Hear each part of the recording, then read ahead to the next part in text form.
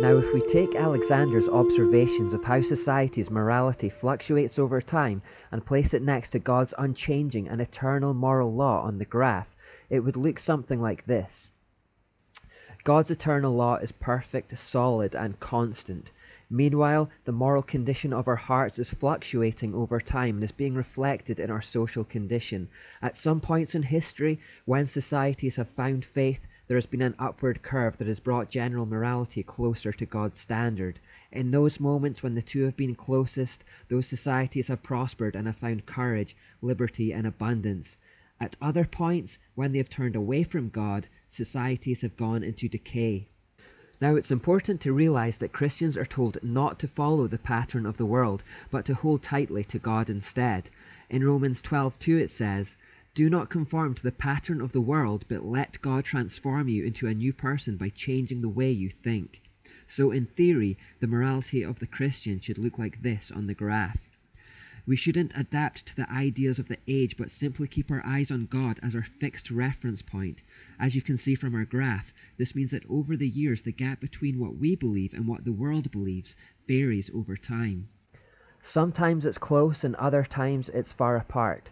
That means it has been easier to be a Christian in this world at some times than at other times.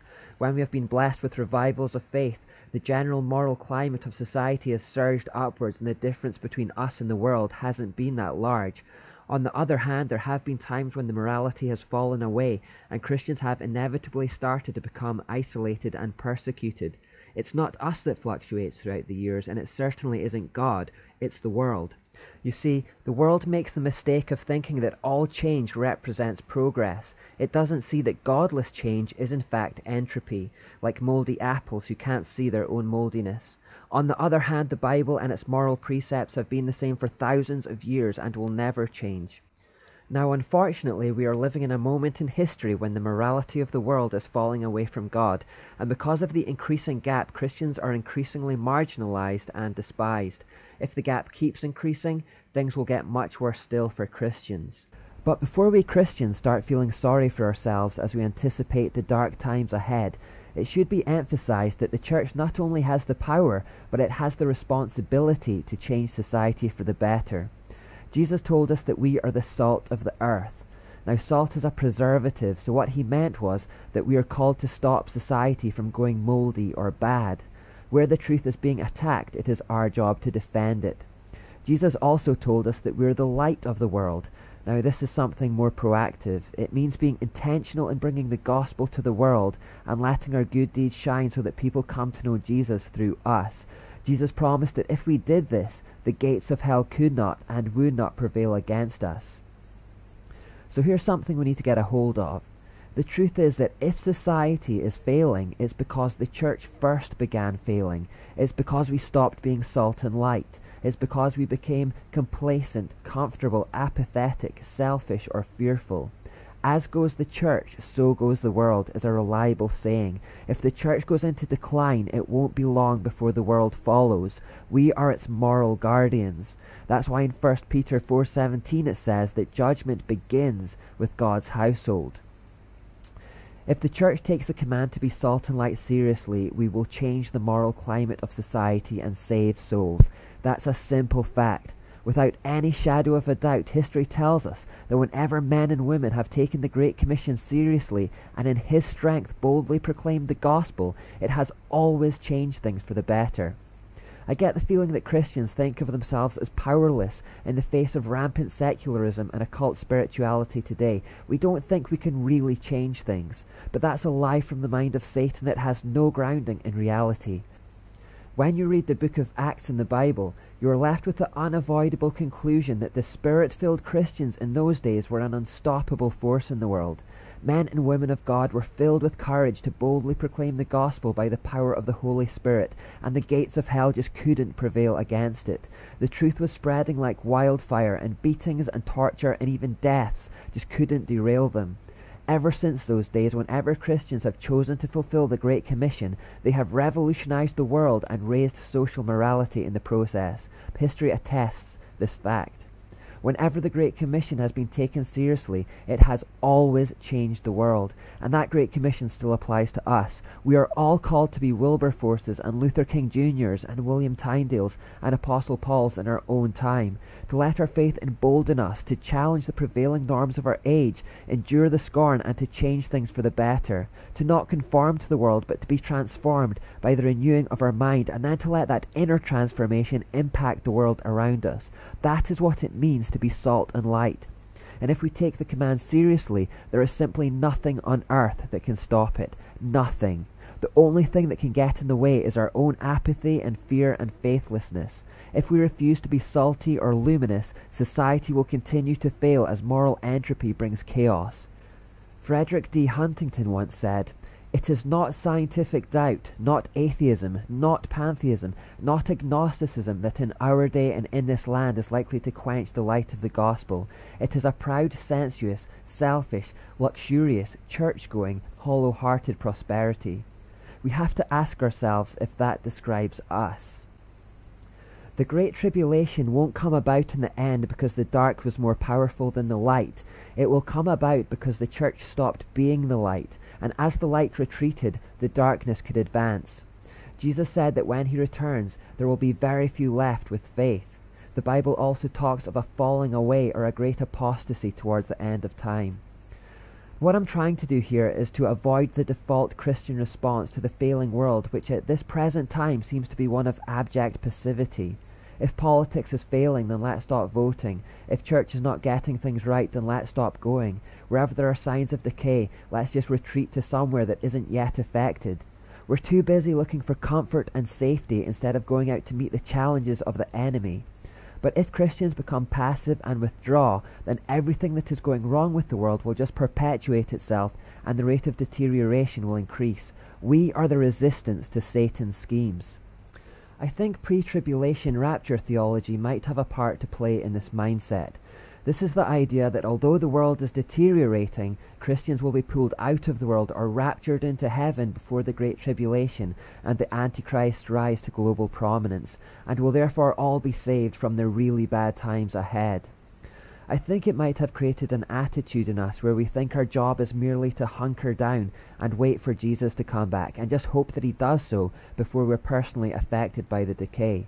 Have you ever seen news reports or movies where law and order has broken down in some African nation and Western civilians have retreated to their national embassy for safety? Outside the compound gates there is chaos and violence, and the locals are threatening to break into the safe zone. Meanwhile, there are helicopters flying in to airlift the foreigners to safety. Everyone inside the embassy compound is just watching the lawlessness outside with horror and praying that a helicopter gets back to pull them out before the gates give way completely. Well, I think that's a picture of the church in many ways. We see the increasing lawlessness out there. We see chaos growing. We see the noose tightening around us, that freedoms are evaporating, that poverty is increasing and society is crumbling, and we're just looking on in horror and waiting for Jesus to come back and chop us out of here before our compound gates are broken down completely. There's a sense in which we're ready to abandon the world to its fate because we're going home and that's all that matters. In fact, there may be a sense in which we hope the world decays more quickly because that might speed Christ's return. With this mindset, the only ones with the real answers to the ills of society, the only ones with the message that can save souls and change lives, are guilty of standing idly by while the world caves in. I don't think it's a bad thing for us to wait expectantly for Jesus' return, and I don't think it's wrong to hope that it happens speedily. And yes, the tribulation of the end must come. But when he comes back, I would hope he would find at least some of us working for his kingdom like he commanded, rather than cowering behind the four walls of our church building. He gave us a command to go and a spirit against which nothing can prevail, and when he returns he finds us hiding. I think whichever generation is responsible for the capitulation of the church before the Great Tribulation is going to have a lot to answer for before God. The response from Christians to a failing world should never be to become more passive. It should be to become more active. It's to fight harder for faith, truth, and justice in his strength. For God has not given you a spirit of fear and timidity, but one of power, love, and self-discipline. The Spirit who lives in you is greater than the Spirit who lives in the world. Activism changes things, passivism does not. Pray longer, speak louder, work harder, stand taller, Fight harder. It's selfish not to. Yes, even endure the persecution and the ridicule for his name's sake. Leave the safety of the compound and get out into the world to make a difference. This is how all genuine progress in the history of civilization has ever been made. All our best men and women experienced opposition and persecution. It's part of the deal. All the apostles except one died for their faith. Many of those who tried to get the Bible translated into English were burned at the stake by the Catholic Church. The war won't be won without its casualties, but it's better to die for the cause of the kingdom than to live a life of apathy and fear. Jesus said, "If you try to hang on to your life, you will lose it, but if you give up your life for my sake, you will save it." Edmund Burke wrote, "All that's necessary for evil to triumph is for good men to do nothing." Albert Einstein wrote, "The world is a dangerous place to live, not because of people who are evil, but because of the people who don't do anything about it." A photographer by the name of Thomas Hopker took this photograph on September 11th, 2001. Now this always reminds me of the church every time I see it. New York City has just been the recipient of the worst terrorist attack in American history. Black smoke billows from the World Trade Center and the Twin Towers are on the verge of collapse. People are dying over there. Meanwhile, a group of young adults are at a safe distance from the turmoil, where they are sunbathing, chatting and riding bikes, showing a callous and depraved indifference to the tragedy that is unfolding around them. Now likewise with the church, we know there is a tragedy unfolding in the world around us, but we choose to become passive and almost indifferent towards it. We choose to retreat from the danger to somewhere safe, where we can continue with our churchianity, our religiosity, our coffee mornings, bake sales, our building fundraisers, and our comfortable apathy.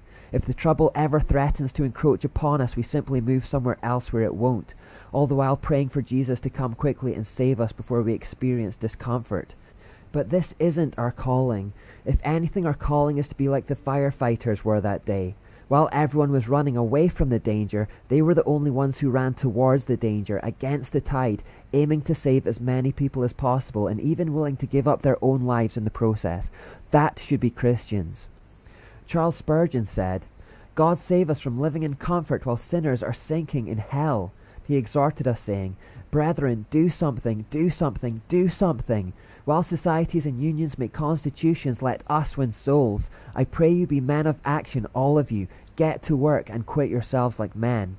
C.S. Lewis described the whole thing as well as anyone when he said, "Enemy-occupied territory, that is what the world is. Christianity is the story of how the rightful king has landed, you might say landed in disguise, and is calling us all to take part in a great campaign of sabotage." Are we fighting that campaign of sabotage, or are we simply cowering behind four walls in hope that Jesus comes back to sweep us away before we're directly affected by the moral decay? I believe that would be a forlorn hope. I don't think the church will escape the Great Tribulation, and at any rate, it would be an embarrassment to our calling.